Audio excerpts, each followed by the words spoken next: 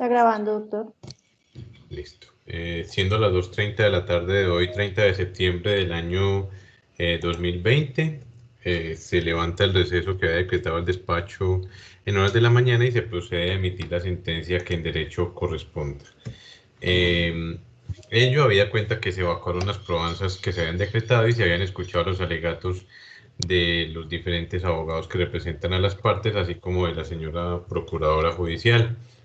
En cuanto a antecedentes fácticos y devenir procesal, el despacho se abstendrá de hacer alguna alusión a ellos, toda vez que es de conocimiento de las partes, por lo que se irá de inmediato a las consideraciones. En cuanto a los presupuestos de eficacia y validez, estima el despacho que están reunidos los presupuestos para emitir una sentencia de fondo. Habida cuenta que este despacho es competente para decidir el asunto, las partes son personas naturales y jurídicas plenamente capaces y debidamente representadas legal y judicialmente, y la demanda reúne las exigencias formales para ser considerada apta. Frente a la validez de la actuación, se observa que todo el trámite ha sido respetuoso de las garantías procesales correspondientes, pues todos los extremos han contado con las oportunidades para pronunciarse, presentar pruebas, replicar las probanzas presentadas por la parte contraria y, en fin, para ser plenamente oído en juicio. El problema jurídico. Para dar resolución al fondo del asunto, se debe dar respuesta a los siguientes interrogantes. ¿Se reunieron los presupuestos necesarios para generar la responsabilidad civil extracontractual y solidaria de los demandados respecto a los perjuicios padecidos por los demandantes? ¿Se configuró la causal exonerativa de responsabilidad de culpa exclusiva de la víctima? Soluciona los problemas jurídicos. Para resolver el inicial dilema jurídico, debe decirse que es menester indicar que la responsabilidad civil extracontractual nace del canon 2341 del Código Civil, que establece el deber indemnizatorio de quien ha cometido delito o culpa. Esta forma de responsabilidad ha adoptado varias modalidades. Una de ellas, precisamente, que es la que acá se estudia, que tiene que ver con las denominadas actividades peligrosas, tesis que se afinca normativamente en el artículo 2356 de la hora en cita. Tales actividades son aquellas en las que se usan elementos que aumentan exponencialmente el riesgo al que se somete a la comunidad y por ello se endilga responsabilidad a quien desarrolla la misma o quien se beneficia de ella, sin que el análisis de la culpa tenga relevancia en el estudio sobre responsabilidad. Lo anterior impone que la víctima tenga unos deberes probatorios más simples, pues debe demostrar la actividad peligrosa, el daño padecido y el nexo causal entre ambos. Por su parte, el que estaba ejecutando la actividad peligrosa tiene como únicos medios para exonerarse de la responsabilidad demostrar la ocurrencia de una de las denominadas causas extrañas, esto es, culpa exclusiva de la víctima, hecho de un tercero y fuerza mayor o caso fortuito. Respecto a los elementos propios de la responsabilidad civil extracontractual por actividades peligrosas, debe decirse que suficientemente se ha decantado por la jurisprudencia y la doctrina, que son tres elementos esenciales los que deben acreditarse por la víctima para lograr el resarcimiento de su perjuicio. Primero, el daño, que debe ser cierto, real y determinado o determinable. Segundo, el despliegue de la actividad peligrosa por el victimario y la acreditación de quien se beneficiaba del mismo. Esto último cuando se persigue indemnización por persona diferente al ejecutor material de la conducta. Y tercero, el nexo de causalidad o la imputación jurídica entre esta actividad peligrosa y el daño padecido. Por daño debe entenderse toda aquella merma del patrimonio de una persona, material o inmaterial, proveniente de una situación que aquel no está en la obligación de resistir, es decir, esa merma debe provenir de un actuar ajeno y por fuera de la ley. Al respecto, y para una mayor claridad sobre el tema, se remite a las partes, entre otras, a la sentencia SC 2107-2018 de la Corte Suprema de Justicia en su Sala de Casación Civil, en la que se precisan de una manera bastante clara lo que es el daño y cuál es su tipología. De ser el caso, se analizará más a fondo este aspecto en la parte de condena. El hecho o actividad peligrosa como segundo elemento de la responsabilidad civil extracontractual por actividades peligrosas debe ser desarrollado por el victimario, esto es, el ejercicio de un actuar en el que se usan elementos que aumentan el riesgo a terceros, como la conducción de vehículos automotores, la conducción de energía eléctrica, el uso de armas de fuego, entre otras actividades que se han ido decantando de manera jurisprudencial. Finalmente, el tercer elemento es el del nexo de causalidad, que no es cosa diferente a que el daño sea consecuencia real, directa e imputable jurídicamente a quien se señala como victimario. Este último aspecto, la imputación jurídica, amplía el espectro de quien está llamado a responder, pues permite que se convoque como responsables a aquellas personas que, sin ser ejecutores directos de la actividad peligrosa, tenían el deber de vigilar, supervisar o controlar la ejecución de la misma.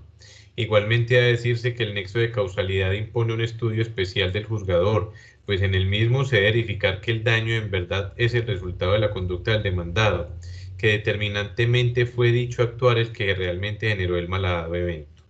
Ese ligamen debe ser claro, y si bien no puede aludirse a conceptos absolutos de imputabilidad por cuanto esa causalidad puede extenderse de manera indefinida a multiplicidad de factores propios de la víctima o del victimario u otros de carácter externo, lo cierto es que debe ser evidentemente demostrable que es el actuar del demandado el que fue determinante en el resultado dañoso.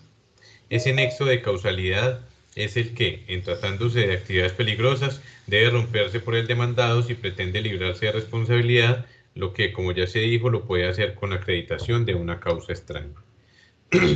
Sobre lo que es causa extraña, la doctrina se ha ocupado con holgura del tema, indicando que se trata de, abro comillas, el efecto irresistible jurídicamente ajeno al demandado, cierro comillas. Cita esta que corresponde a Tamayo Jaramillo, Tratado de Responsabilidad Civil, tomo 2, página 17, de lo que se extractan o se pueden derivar unas características puntuales, como lo es que debe ser irresistible, imprevisible y exterior al demandado. Lo primero es que el pasivo no pueda resistir los efectos del hecho, es decir, que no esté en la posibilidad jurídica y material de evitar que se produzcan los resultados lesivos para la víctima. La imprevisibilidad alude al hecho en sí mismo, el cual no puede ser razonablemente previsible para la gente que ejecuta la actividad peligrosa.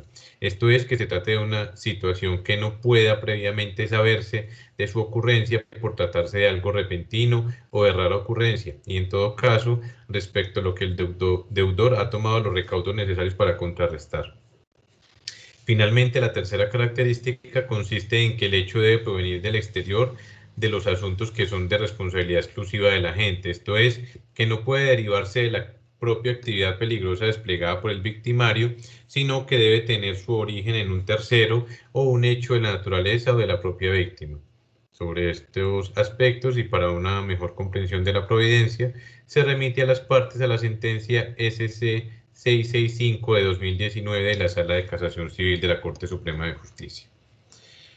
Puntualmente, frente a la culpa exclusiva de la víctima como causa extraña que exoneraba de responsabilidad, la jurisprudencia de la Sala de Casación Civil de la Corte Suprema de Justicia ha dicho lo siguiente, abro comillas. Precisado lo anterior, se debe mencionar que la doctrina es pacífica en señalar que para que el comportamiento del perjudicado tenga influencia en la determinación de la obligación reparatoria, es indispensable que tal conducta incida causalmente en la producción del daño y que dicho comportamiento no sea imputable al propio demandado en cuanto que él haya provocado esa reacción en la víctima. Cierro comillas. Esta cita corresponde a una sentencia del 16 de diciembre de 2010, expediente 1989-042, citada en la sentencia SC 665 de 2019.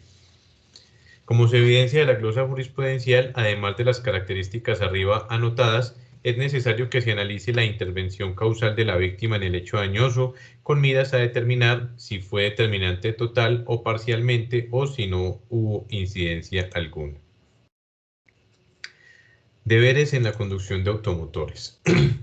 El uso de las vías, aceras y demás elementos que conforman toda la red vial del país, así como la interacción de los distintos actores viales como peatones, ciclistas, pasajeros, vehículos, entre otros, se encuentra regulado tal como se extracta del artículo 1 del Código de Tránsito Terrestre. La misma obra, en su artículo 55, establece una regla general de comportamiento en el tránsito, señalando que tanto conductores como pasajeros y peatones tienen el deber de cumplir las normas de tránsito que les resulten aplicables, con el fin de que no obstaculicen, perjudiquen o pongan en riesgo a los demás actores viales. Este deber no solamente se centra en el ejercicio en sí mismo de la conducción, sino en el cumplimiento de todas las exigencias técnicas, académicas y demás necesarias para poder ejercer esa actividad y poder utilizar un automotor en las diferentes vías nacionales. En efecto, la básica obligación de alguien que pretenda conducir un automotor es la de contar con una licencia para ello, tal como lo indica el artículo 18 del Código de Tránsito, para lo cual deberá cumplir con las exigencias del Cano 19 idem. El vehículo automotor que se pretenda utilizar deberá contar con la licencia de tránsito que regula el artículo 34 del Estatuto de Tránsito, documento que habilita la circulación del mismo por las vías nacionales. Además, deberá contar con un SOAT, tal como lo indica el artículo 42, y contar con su revisión técnico-mecánica. Y, además de tales documentos necesarios para ejercer legalmente la conducción, es indispensable que, atendiendo el tipo de automotor conducido, se observen las normas de tránsito generales y específicas a cada tipo de vehículo. Entonces, entendiendo que la actividad peligrosa no conlleva de íncito el análisis de la culpa, la ausencia del cumplimiento de los requisitos anteriores no puede de manera autónoma dar por sentado bien la responsabilidad del victimario o el hecho exclusivo de la víctima, pues deberá igualmente analizarse cuál fue la conducta determinante en la producción del daño. Estas breves consideraciones permiten al despacho entrar a verificar en el caso concreto si se rompió tal nexo de causalidad como lo alegan al unísono los demandados y se configuró la responsabilidad exclusiva del conductor de la motocicleta y víctima fatal del suceso, o bien fue la actividad del conductor del tractocamión la que determinó la ocurrencia del insuceso, o finalmente hubo concausalidad por ambas actividades. En el caso de Marras, fuera de cuestionamiento está la ocurrencia del daño, amén que en el accidente ocurrido el 19 de enero de 2012, en la intersección de la vía marginal de la Selva y el ingreso al municipio de Atocorozal, perdieron la vida las menores Jamie Lisbeth y Edna Juliet Vargas Eli y el señor William Manuel Vargas Cuevas, hijos, nietas y sobrinos y compañero de los demandantes, como se acredita con los registros civiles aportados en la demanda y con los interrogatorios de parte absueltos por los mismos actores. Decesos que claramente, a lo menos en lo tocante al patrimonio inmaterial, generaron afectación en los actores al causarle tristeza, dolor, congoja y angustia por la pérdida de sus seres queridos. Aspectos estos que claramente han sido decantados por la jurisprudencia y que fácilmente se pueden corregir por el hecho de el vínculo consanguíneo o el vínculo sentimental existente. Tampoco existe citación alguna respecto a la actividad peligrosa que desplegaba el conductor del tractocamión, Héctor Castañeda, quien conducía por la vía marginal de la Selva llevando una carga para el departamento de Arauca, carga que consistía en una tubería para la construcción del oleoducto Bicentenario, situación que fue aceptada por el mismo conductor en su interrogatorio de parte. Lo anterior, por lo menos respecto del conductor, demuestra el despliegue de la actividad peligrosa de la conducción que, de ser el caso, se analizará si estaba bajo la guarda, supervisión o cualquier figura que generare deber alguno respecto a la actividad frente a los demás codemandados. Falta revisar el tema del nexo de causalidad entre el daño y la actividad del conductor. Y respecto a esta, debe decir el despacho que salta a la vista que tal ligamen se rompió por la existencia de un hecho determinante y exclusivo de la víctima. En efecto, son varios los factores que sustentan la existencia de tal causa extraña. El primer sustento probatorio lo constituye el informe de accidente de tránsito visible a folio 80 y siguientes del expediente, el cual ilustra cómo ocurrió el accidente, del cual se puede colegir que el tractocamión venía por la vía marginal de la Selva, vía 1 en el gráfico, mientras que la motocicleta salía de la vía de Atocorozal. De tal tráfico se puede colegir que el camión tenía la vía que llevaba apelación e iba por su carril y que la vía que se incorporaba, que era la de Atocorozal, debía ceder el paso, lo que no ocurrió pues la motocicleta no detuvo su andar chocando de frente con el mencionado automotor. Tal conclusión o tal hipótesis vertida en el informe de tránsito encuentra además apoyo en la versión que el subintendente Miguel Ángel Betancourt Díaz, quien laboraba como coordinador de tránsito en Paz de Aripora al momento del accidente y acudió al llamado ante el mismo, nos dio en audiencia del 373 que se iniciara en el mes de julio. El mencionado testigo pudo constatar que el lugar presentaba la bifurcación de la vía principal, que es la vía marginal de la Selva, con el ingreso y salida del municipio de Atocorozal, que había buena visibilidad y que por la vía en que transitaba el tractocamión era la que tenía prelación, por lo que los vehículos que salían de Atocorozal debían ceder el paso. Refiere además que la motocicleta, además de no haber respetado la prelación de la vía, no estaba matriculada, no tenía placa ni SOAT, el conductor no tenía licencia de conducción, se movilizaban sin cascos y con sobrecupo, pues iban 3 personas en el VIP. Igualmente, se cuenta con la versión de Carlos Alirio Tarazona Lora, quien en la actualidad se desempeña como subcomandante de tránsito municipal de Yopal, quien fue contactado por la ingeniera de la empresa que ejecutaba la obra de oleoducto Bicentenario para que hiciera un informe técnico del accidente, que estuvo en el lugar de los hechos y que pudo determinar, basado en su conocimiento en el tema, que la causa del suceso de tránsito fue un error humano, puntualmente, del conductor de la motocicleta al no respetar la prelación de la vía que tenía el camión que iba por la vía principal. Ello a pesar de que este automotor se desplazaba a una velocidad mínima de 80 km por hora según la huella de frenado que había en el sitio. Tal informe técnico reposa en el expediente a folios 599 y siguientes de la actuación. También sustentan la conclusión acá vertida los dichos de las declarantes Eliana Gisette Pizarro Cruz y Paola Urbano, quienes eran las paleteras o controladoras de tráfico en el cruce vial mencionado. Ellas relatan que, si bien no vieron el accidente por encontrarse almorzando, sí tenían como misión controlar el tráfico de los automotores que entraban y salían de Atocorozal, pues los vehículos que transitaban por la vía marginal de la selva eran los que tenían prelación. En igual sentido, se tiene la orden de archivo de las indagaciones adelantadas contra el señor Castañeda por parte de la Fiscalía, folios 1383 y siguientes, en la que se arribó también a la conclusión de que el accidente acaeció por el actuar de quien conducía la moto, puntualmente el no respetar la prelación vial que tenía quienes transitaban por la vía marginal de la selva. Todos estos medios de convicción permiten colegir al despacho que el resultado dañoso, esto es, el deceso de los 3 ocupantes de la motocicleta y los consabidos daños inmateriales padecidos por sus parientes, se dio como consecuencia del actuar contrario a derecho del conductor del bípedo, el cual se enmarca principalmente en la forma de conducir, en la que fue desprolijo y omitió observar y respetar las reglas de tránsito, puntualmente la prelación de la vía.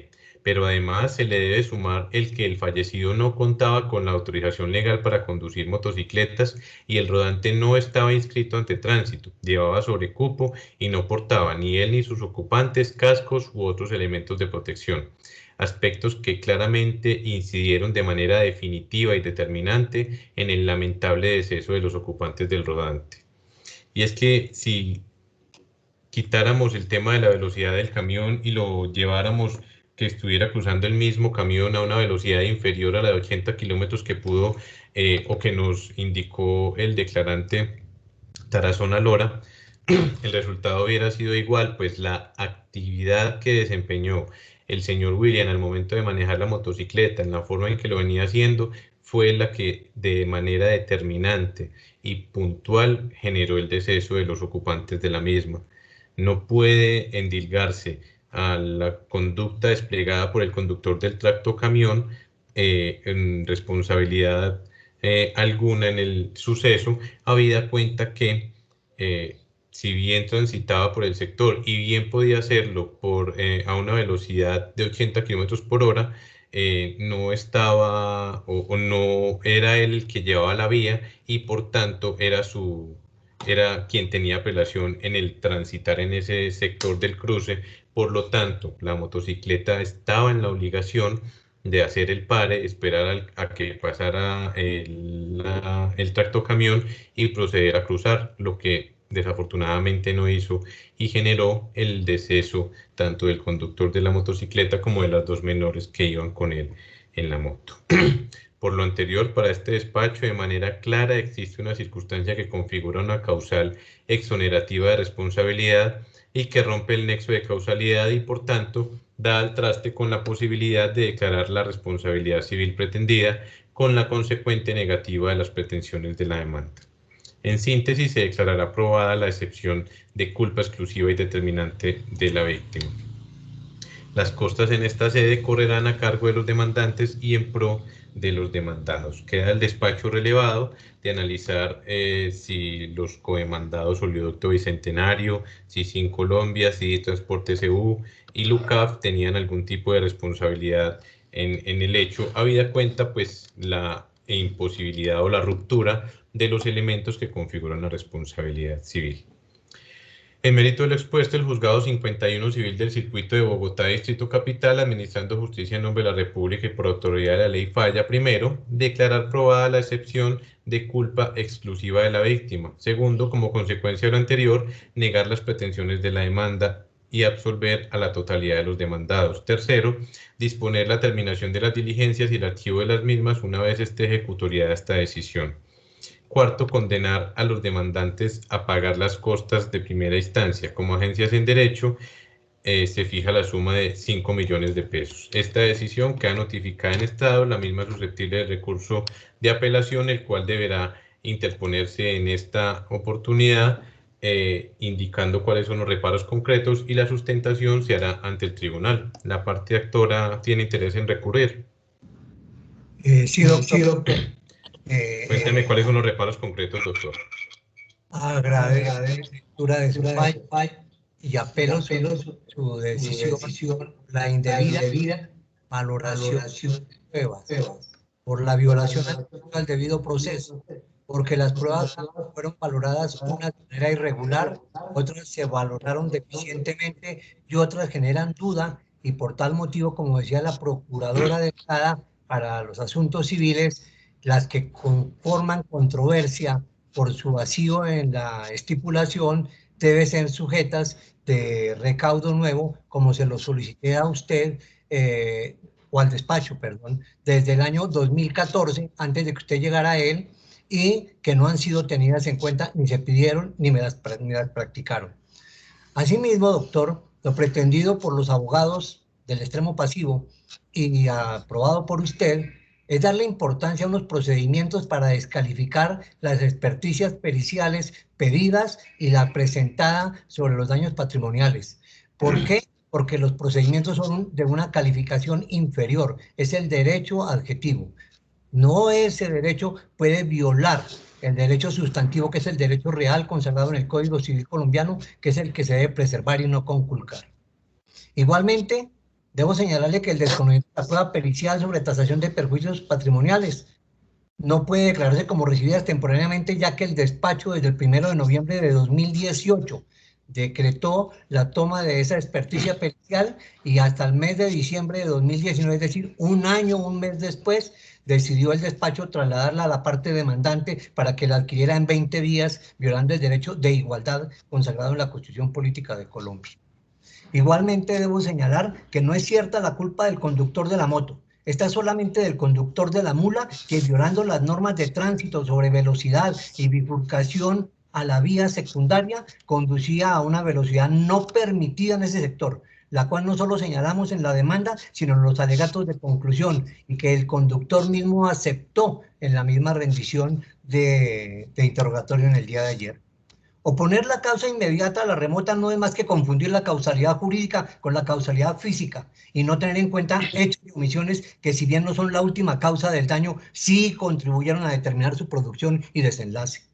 El nexo causal como elemento de responsabilidad no se rompió, porque la culpa es del extremo pasivo. Es la relación necesaria, el nexo causal, es la relación necesaria y eficiente entre la conducta imputada y probada o presumida con el daño demostrado y probado o presumido. Claramente probada por la omisión de las demandadas al no tener en cuenta las señales de tránsito, la no permanencia de las paleteras de manera continua en el sitio del accidente y la no suspensión por parte de la contratista en enviar carros con carga en horas de almuerzo. Igualmente, se equivocan en pedir la exoneración del pago de indemnización, el extremo pasivo, por cuanto de manera intencional omiten tocar los hechos reales de la responsabilidad que les asiste. Era deber de SICIN impartir instrucciones que los conductores que transportaban carga para ellos no pudieran exceder el límite de velocidad que le debían imponer a sus vehículos, de acuerdo con el contrato firmado entre ellos y Oleoducto Bicentenario Colombia. La permanencia de las paleteras en el sitio debe ser continua, no existió. La responsabilidad objetiva existe, se presenta por cuanto el problema de la culpa no juega en el momento. Sabemos ya que la norma constitucional despasa el problema de la antijuridicidad de la conducta de la persona y la centra y la radica en la antijuridicidad del daño. El daño antijurídico se presenta no solo cuando la persona que ejerce la actividad peligrosa actúa en forma irregular o culposa, sino también cuando esa actuación, pese a ser lícita o ajustada a la ley, lesiona a alguien que no tenía por qué soportar dicho daño. En consecuencia, impugno su sentencia, doctor, con el consabido respeto y espero poder ampliar dicha impugnación una vez recibamos notificación del Tribunal Superior de Bogotá del recibo del proceso. Muy bien. El apoderado del doctor Bicentenario, ¿alguna manifestación frente al fallo? Señor juez, muchas gracias. Únicamente conforme con la sentencia en su totalidad. Muchas gracias. Perfecto. El apoderado de CICIN Colombia. En igual sentido, su señoría, conforme con la decisión. El apoderado de LUCAF. Sin objeción, su señoría. El apoderado de CIDI Transporte SU. Estoy de acuerdo con su decisión, doctor.